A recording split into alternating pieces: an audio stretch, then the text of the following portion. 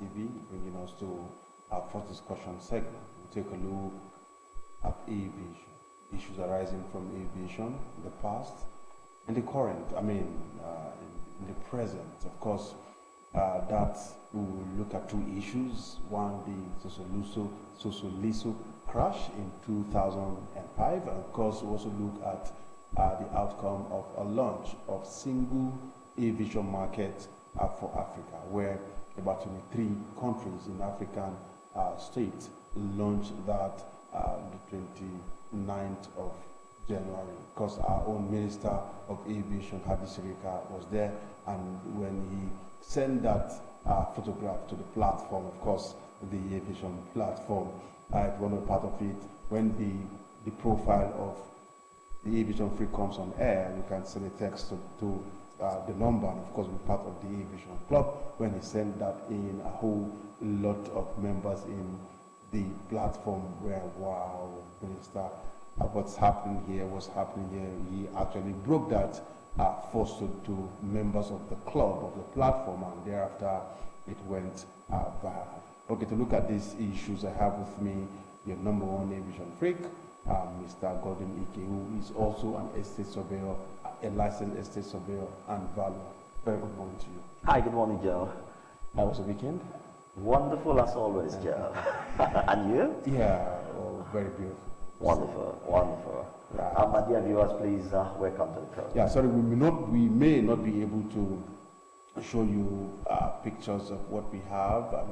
As we used to do it, we have some bit of challenges, and I'm sure before the program runs out, we'll ensure that you take a look at some of the clips before we round up the program. Now, quickly, let me take you on the single aviation market launch at Addis Ababa, 29th of January 2018. Yeah, Joe, that event remains most awesome.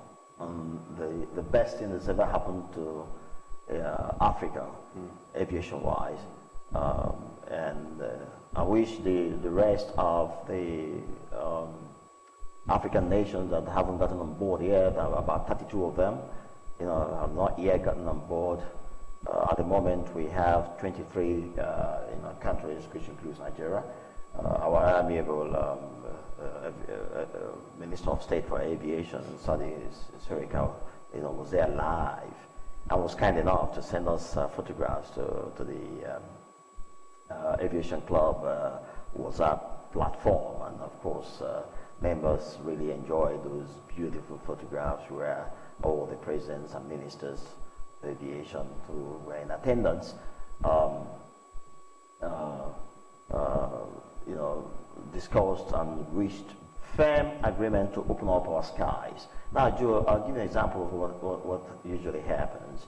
If you do not sign, a bilateral agreement with a country, you would not fly to that country.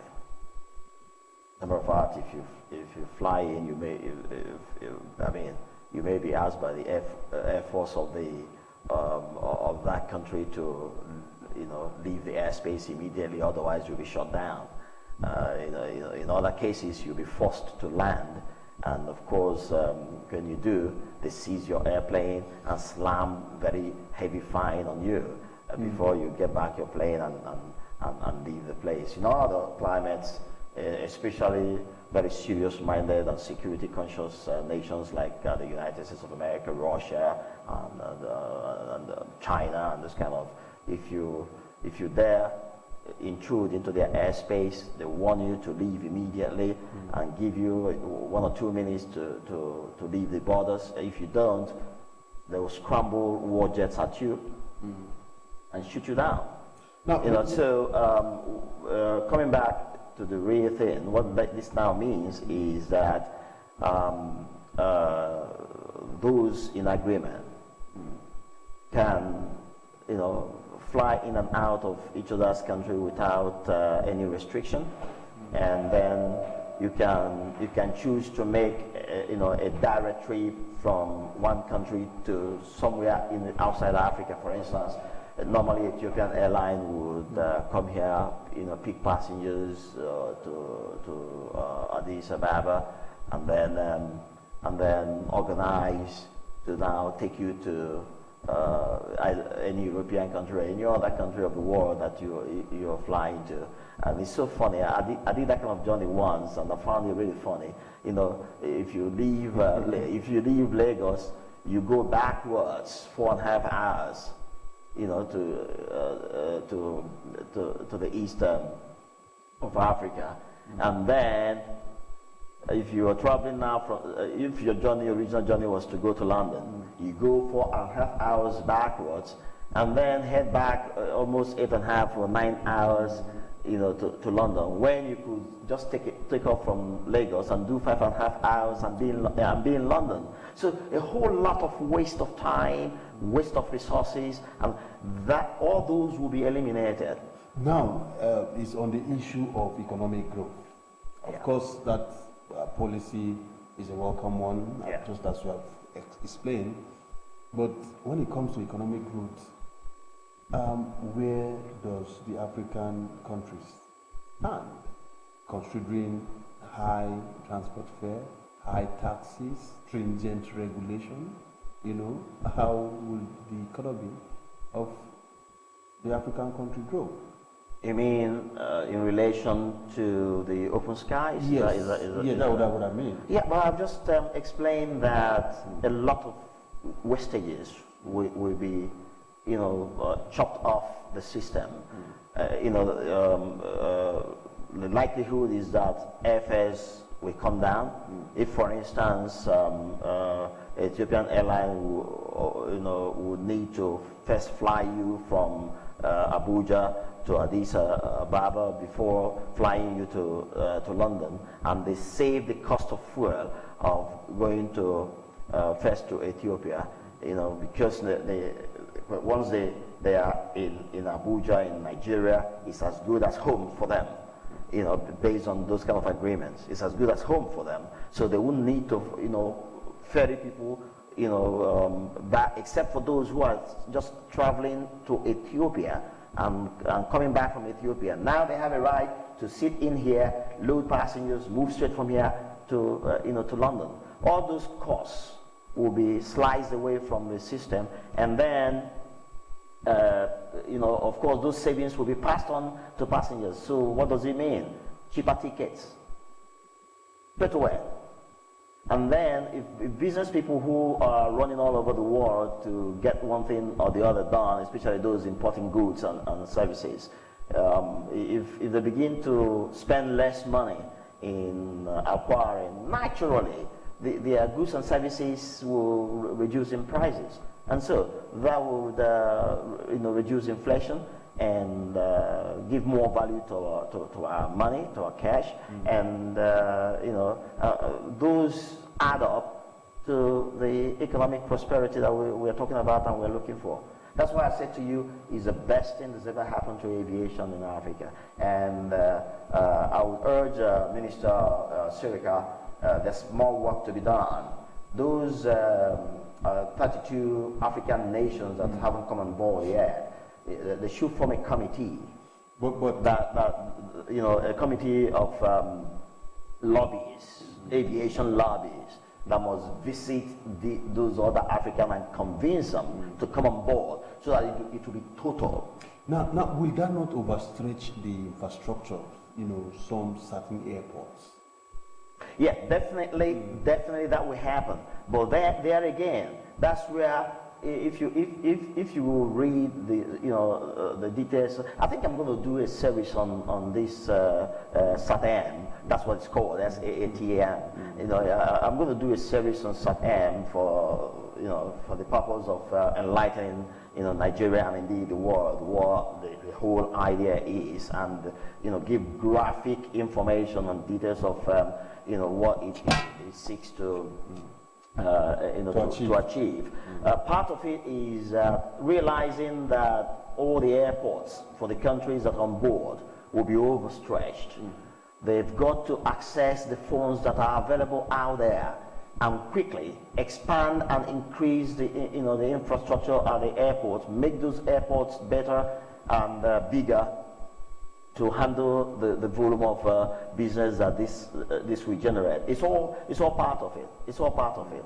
And that's why I say to the minister, there's so much work to be done. Of course, when you look at the fact that there are some states in Africa that still don't have Category 3C instrument landing system, and we are going to be having massive inflow and outflow of planes.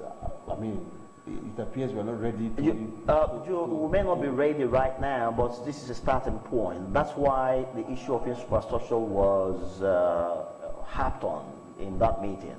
Infrastructure, development and expansion, they harped on it.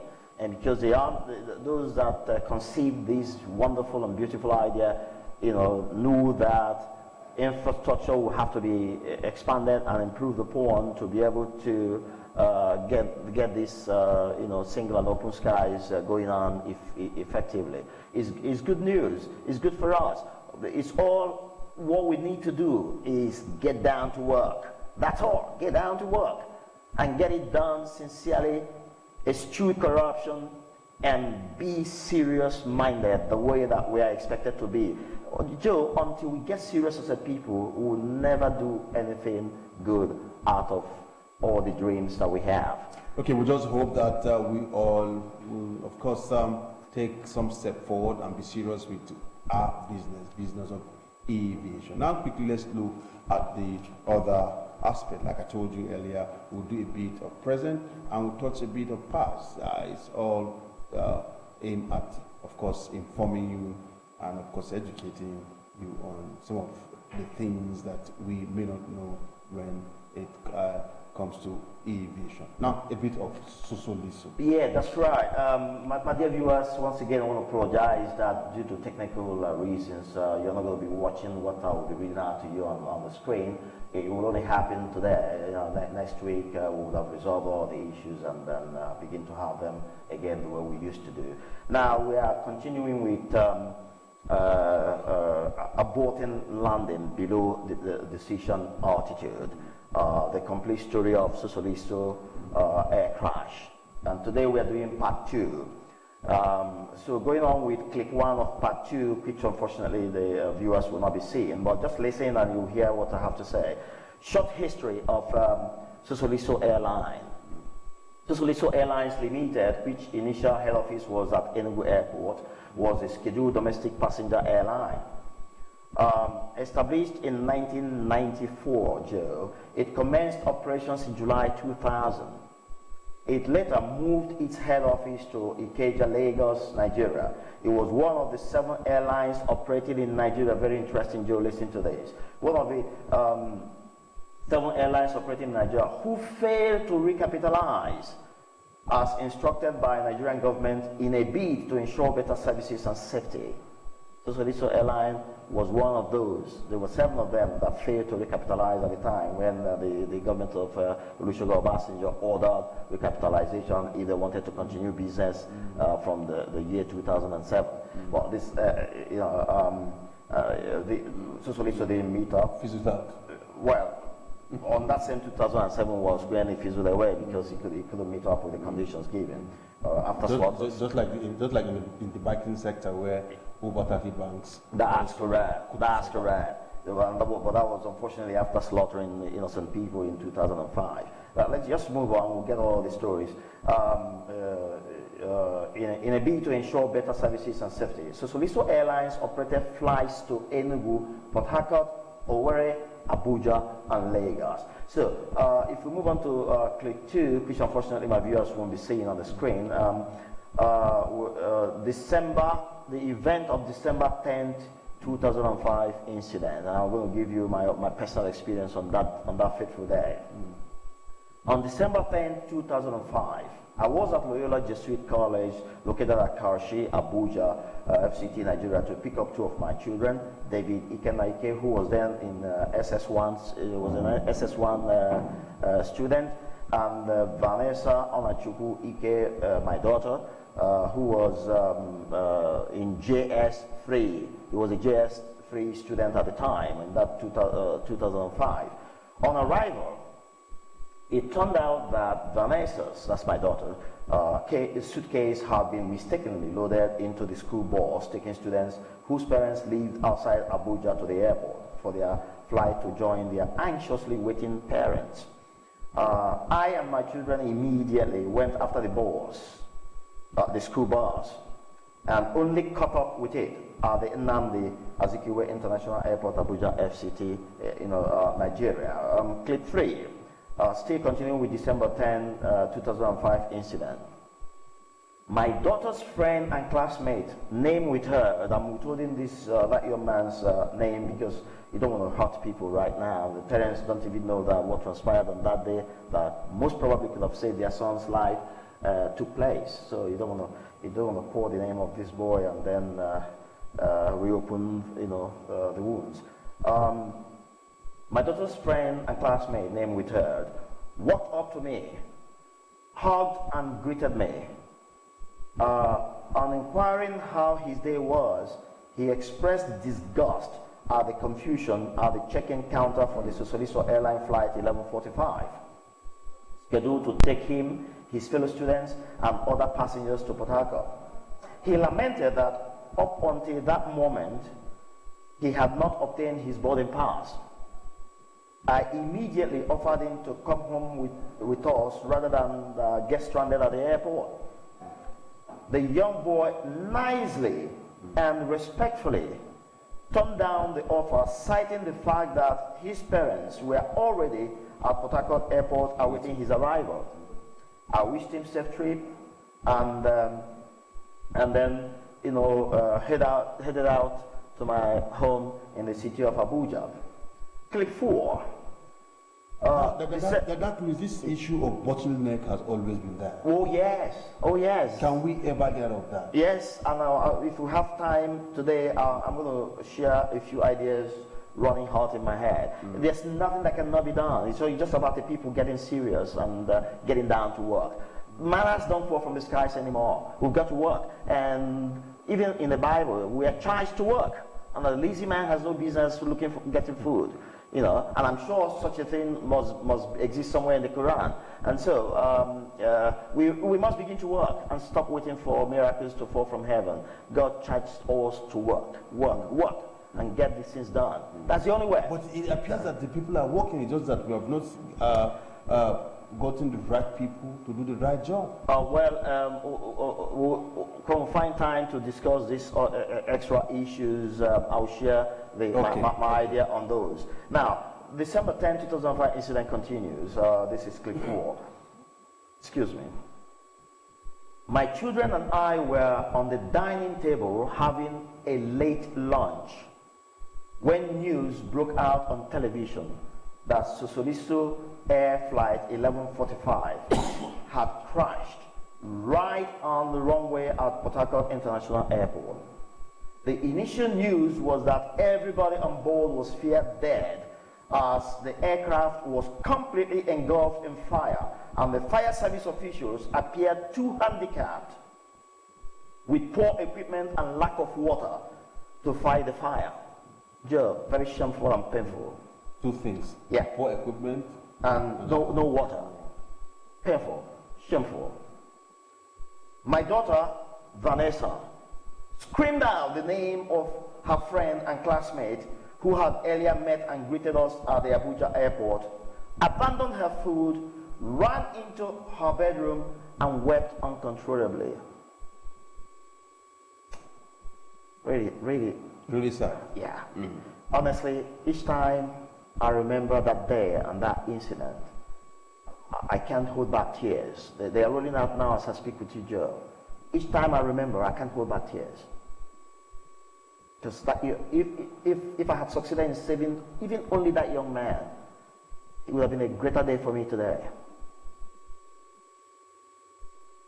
Now, clip 5, we have just 2 more clips to go, and then we can do some concluding. But it's just so sad that water was not available. And the equipment were really not fit to even fight the fire, and those things have always been there. And these are the issues that we've always been talking about as the need for agency responsible to always be ready for emergency. Emergency don't tell you that it's coming, and some of those issues that happen most times don't even tell you that it's going to happen. But when, of course, you plan very well, prepare for such emergencies, when it happens, you know, the casualty will just be Joe, if our fire service had been up and doing on that day, half of those victims would have been saved.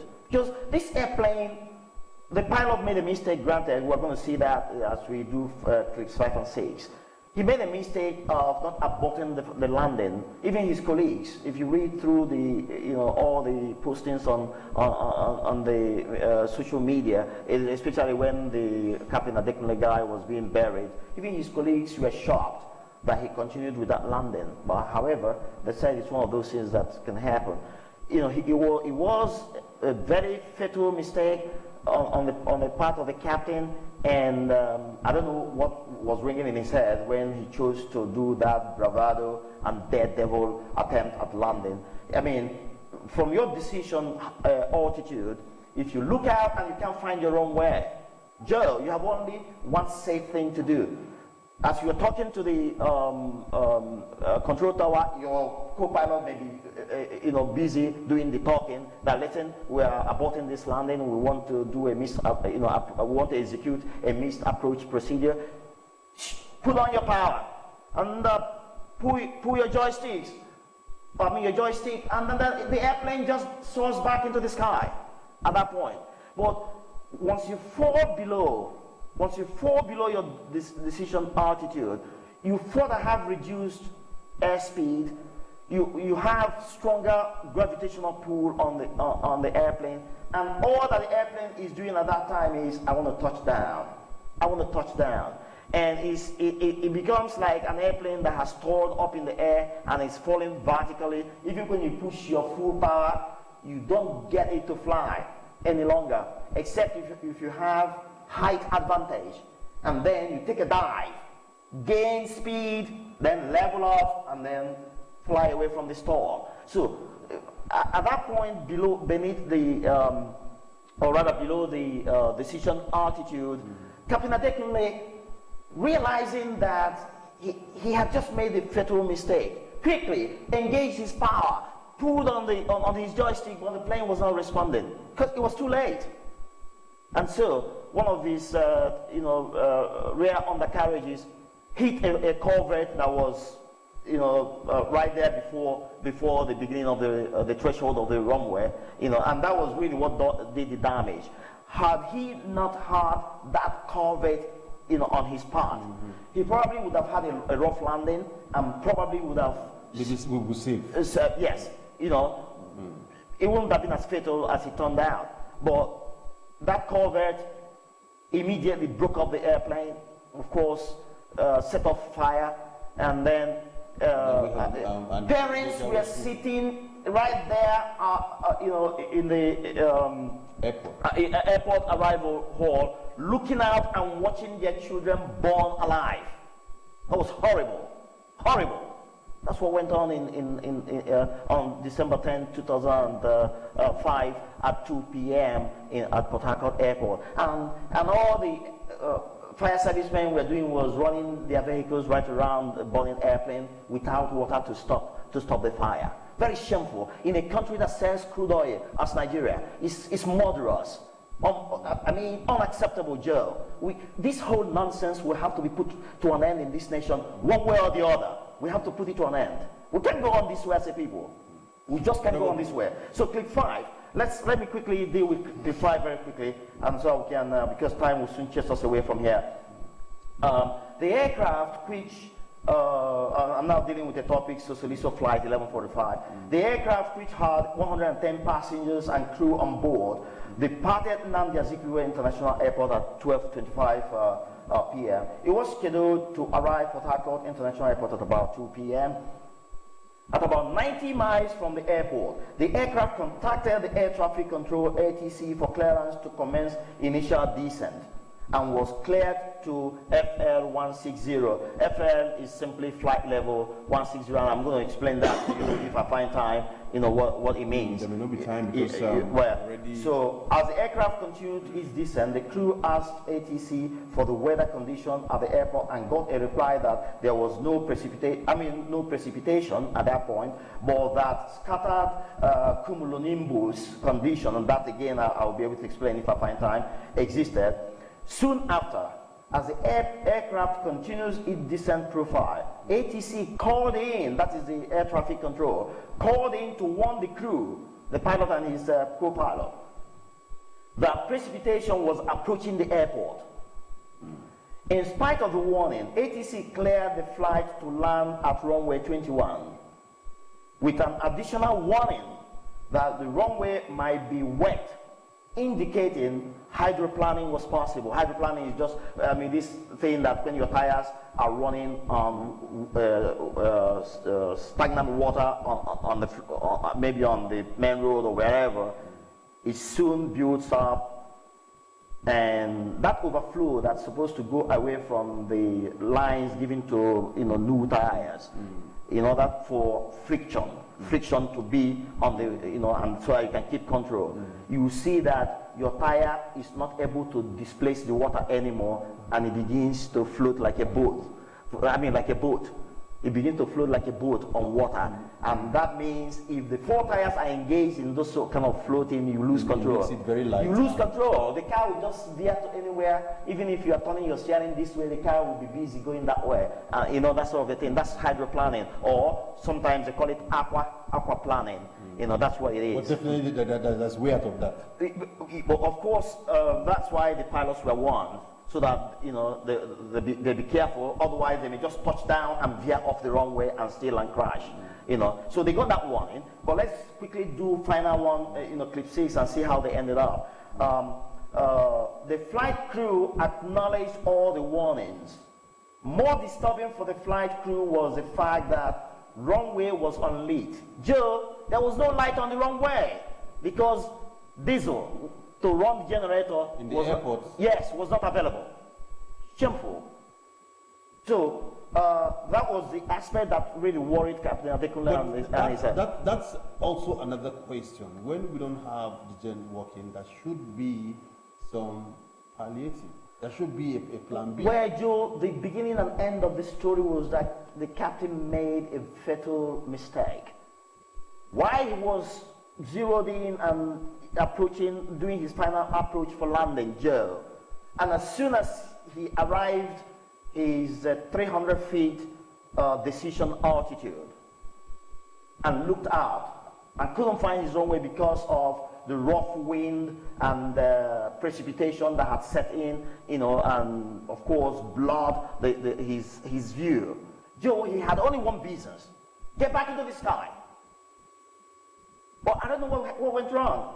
He kept descending, or maybe he was absent-minded. Maybe it's human to really be absent-minded sometimes and do the wrong thing. So before we go, let's get so disturbing. It says more disturbing for the flight crew was the fact that runway was unlit at the decision altitude DA of 300 feet. The captain could not see the unlit runway due to the sudden change of weather. That landing should have been aborted at that point, and a missed approach procedure immediately executed. The captain, carelessly and unprofessionally, continued his descent by another 100 feet below the DA, that is the decision altitude, before calling for a missed approach execution. At that point, Joe, it was too late. He did call for, according to findings in the black boxes, he did call for execution of missed approach, but it was too late. He should have done that from his decision altitude, not at 100 feet below. And it was too late, and the plane was not responsive to his power and pull. Now, these other issues, of course, that we saw also needs to be discussed, which, of course, has to do with no light in the airport because there's no diesel in the gen, and the equipment were, of course, at a very, very terrible state, and that makes it really impossible for them to, fight the fire. Reduce the cost of, the amount of casualties. Yeah, that's correct. Yeah, Joe, you see, it hurts me. It's not because, I've said it times that number, it's not because we don't have money as a nation to deal with these things. No. It's all this very horrible, ugly attitude we have as a people, especially those saddled with responsibility to run the economy of this nation. I find it extremely wicked, unacceptably wicked, for anyone to be in a position of power to offer services to this nation. All he or she is interested in is looking at how to loot the money that's been provided for those services. And Joe, if these things work elsewhere, there's no reason why they won't work here. It's just that we deal with our issues with extreme impunity. We believe that we can loot and nothing will happen. And Joe, we've seen looters make laws for us in the National Assembly. And they're still there with endless, the judiciary is not even helping. It's helping. I mean, I said the judiciary is not helping in the sense that why would somebody that has corruption case spend 4 years, get into another 4 years, and almost ending 8 years at the National Assembly, and the case is not yet dealt with and finished? Proof of evidence. Oh well, let's go on deceiving ourselves as a people. This is messy, and we've got to find a way to an end of this nonsense. That's what the judiciary will tell you. I mean, if you have evidence, come forward with evidence. We've got to deal with this, because the international community are all laughing at us. We really have exhausted our time, and I must say a very big thank you for coming out. Viewers, that is the much we have on this discussion segment. Next week we'll be here again with the Aviation Freak, of course, to look at still the issue of Sosoliso and the way out. And like you said, I'm also going to give us time in one of the episodes to look at the single aviation market for. I must thank you. Yeah, meanwhile, Joe, we're going to deal with the part 3 and perhaps final part of the Sosoliso next week, and then maybe the upper week we do a thorough one on the single skies. All right, we'll take a quick break. When we come Thank back, you very much. The program will continue. Independent television is live 24 hours on Gold TV, channel 107, Star Times, channel 130. And now you can watch from any part of the world on Roku TV, Smart TV, Amazon Fire TV, and Android TV for your favorite programs, news, current affairs, and lots more. You don't want to miss our objective and balanced reportage, entertainment, and sport. Watch ITV via live streaming on the internet, itvradioNigeria.com/live, and click on the TV stream option. Independent television, certainly the best. Maybe I've been searching for my only one.